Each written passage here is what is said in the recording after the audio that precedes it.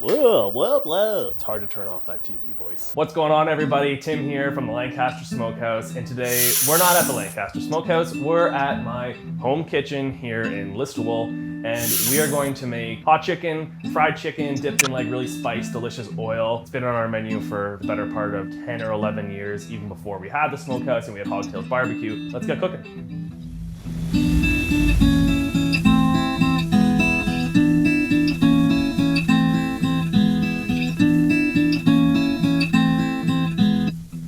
This is a popular dish in Nashville. I don't know if this is an old wives' tale or if it's true, but I've heard it a few different times from a few different places. There was a wife and her husband was out cheating on her regularly. And one night she finally got fed up with him being a dog, and when he came home the next morning, she started making him lunch and she was making him fried chicken. She decided that she was going to take all of the cayenne in her kitchen and dump it in the oil and then brush or dip that oil onto the chicken as a little bit of payback, a little bit of revenge. Backfired on her because he ended up loving it, and they opened up a restaurant to serve hot chicken. And that restaurant is Prince's Hot Chicken. Kind of big three restaurants in Nashville. There's Prince's Hot Chicken, there's Bolton's Hot Chicken, and there's Hattie B's Hot Chicken. Prince's is similar to what we're making today, and Bolton's is my favorite, but it's a very different style. They use just a dry one, but it's really, really, really, really, really hot. All right, step one of making hot chicken. Break down a chicken. It's about 4 pounds is what you want a chicken for frying. Any bigger than that, and it's just too big and it's not gonna cook properly. If you're me, this is gonna serve 2 people, but I would say typically this is gonna serve 3 to 4 people.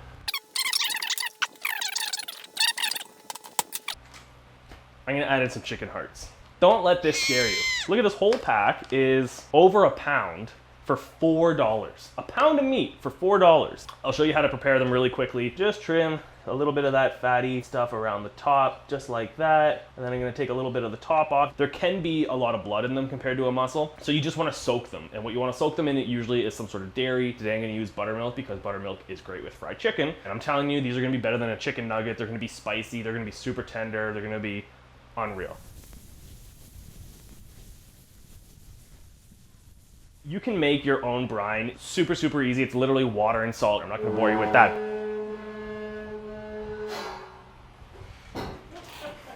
Did you purposely make that as loud as you could? I mean, you're big boring. So. We're actually gonna use some store-bought brine, and what that is it's dill pickle brine. We're just gonna pour that right in. I would typically do it with chicken or pork, like something lighter. I like the dill pickle brine because it adds flavor. It's got a lot of like garlic and dill and spices in it. Just get that kind of working a little bit so everything is relatively submerged. Throw that in the fridge, 3 to 24 hours, and then let's get to the next step. All right, so we've got our chicken here. It's been sitting in that pickle brine for 12 hours. Just kidding, it's been sitting in it for about 10 minutes, but let's all pretend that it's been sitting in here for 12 hours. Strain out the majority of that, dunk it right back in here. The longer time it spends in that pickle brine, it's gonna kind of turn a bit of a pale, opaque color. So now we are going to get to the phase where we need to get it in some buttermilk, and that is right before we dip it in flour and fry it.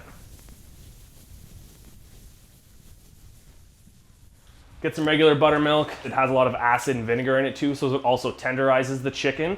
As well, it's a little thicker than regular milk, so it helps the flour stick to it better. You just basically need the whole thing to be pretty wet. So that's probably about 2 cups of buttermilk, good pinch of salt. Next up, get your favorite hot sauce. I really love Tabasco. Any vinegar hot sauce I find works really well in here. That's a lot of Tabasco, but we're making hot chicken, so So let's just work that all in nicely here. So we're gonna set this aside. And while this is sitting in this for just a few minutes, we are going to make our flour dredge mixture, and we're getting really close to fry time.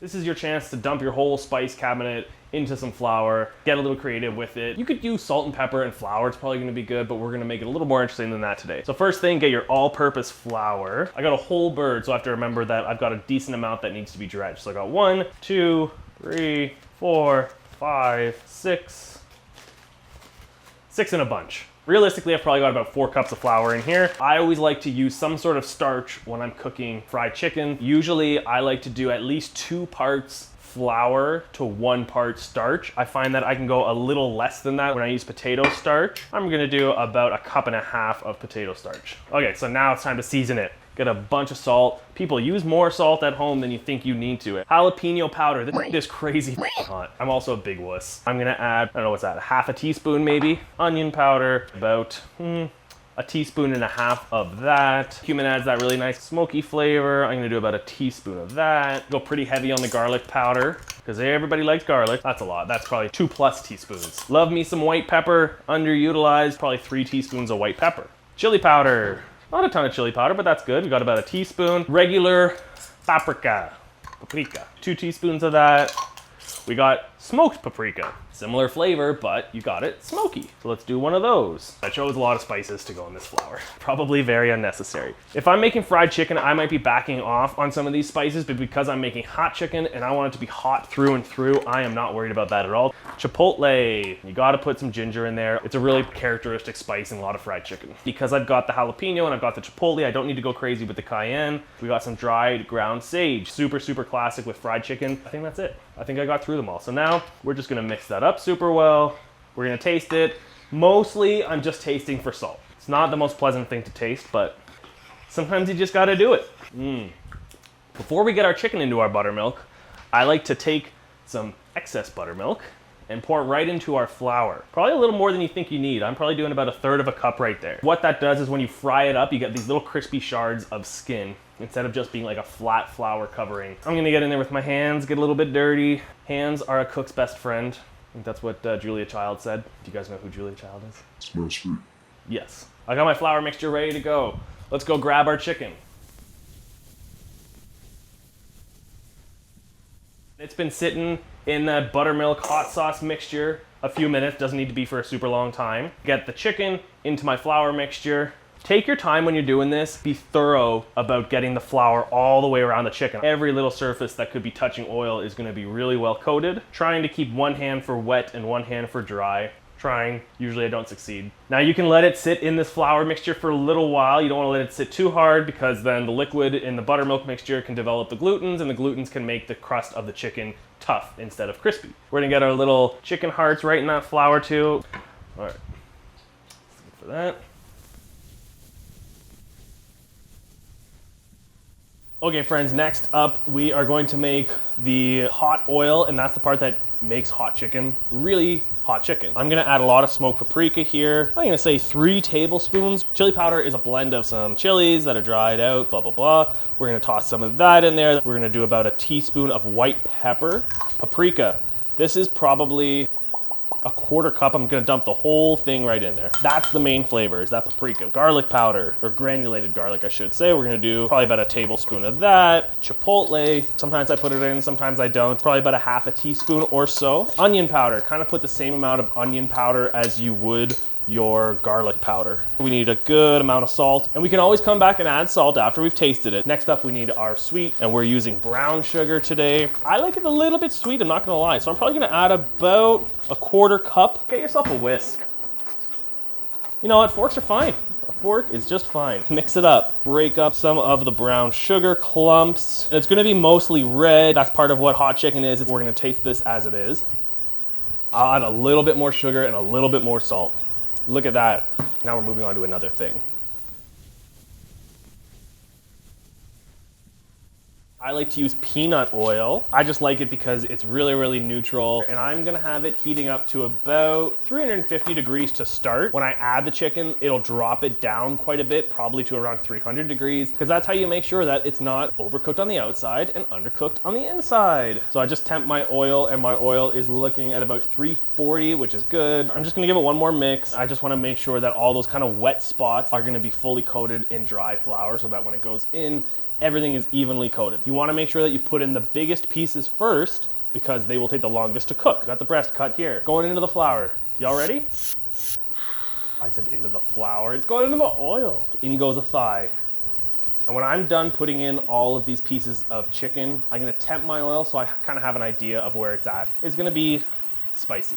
I almost did my Borat voice. When my whole chicken is cooked, then when it's out here resting, then I'm gonna add in my chicken hearts, because they're gonna take like almost no time. We're gonna intermittently be checking the oil just to make sure we're happy with the temperature, 291 degrees, which is actually Really good. Bigger pieces are gonna take like 12-ish minutes. Smaller pieces are gonna take 8-ish minutes. So we're just gonna let that go.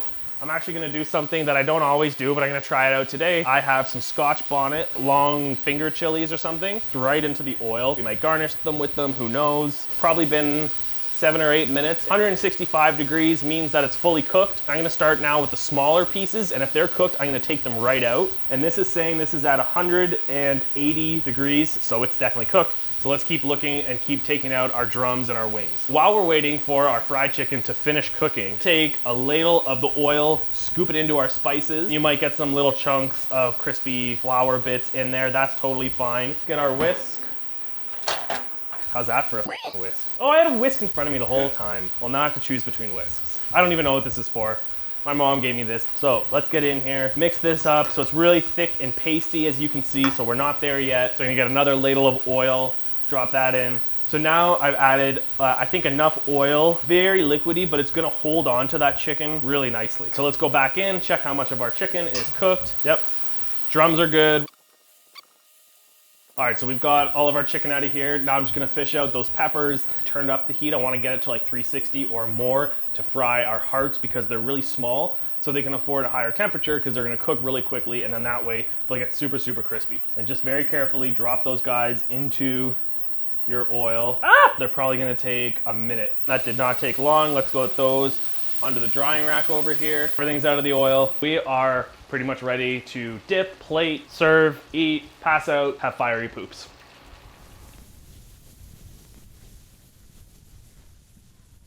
Grab your trusty loaf of Wonder Bread. Super important. It's gonna soak up a bunch of spicy hot oil. So I got like 4 pieces of my white bread that my chicken's gonna sit on. Mix up our oil. All the spices on the bottom can kind of settle. The fun part, just take your chicken, dunk it in, kind of spoon some of that oil over. Ooh yeah. Oh, come on, look at that. Hello, little friend. Let's get that guy in there. And we're just doing this with all the pieces. Let's get some of our peppers just to garnish. And we're gonna get our little chicken hearts that I didn't toss in the oil. And you gotta top this with pickles, of course. Let's just make those rain on there. There you go, people. Nashville Hot Chicken, little bonus fried chicken hearts. That's how you make hot chicken.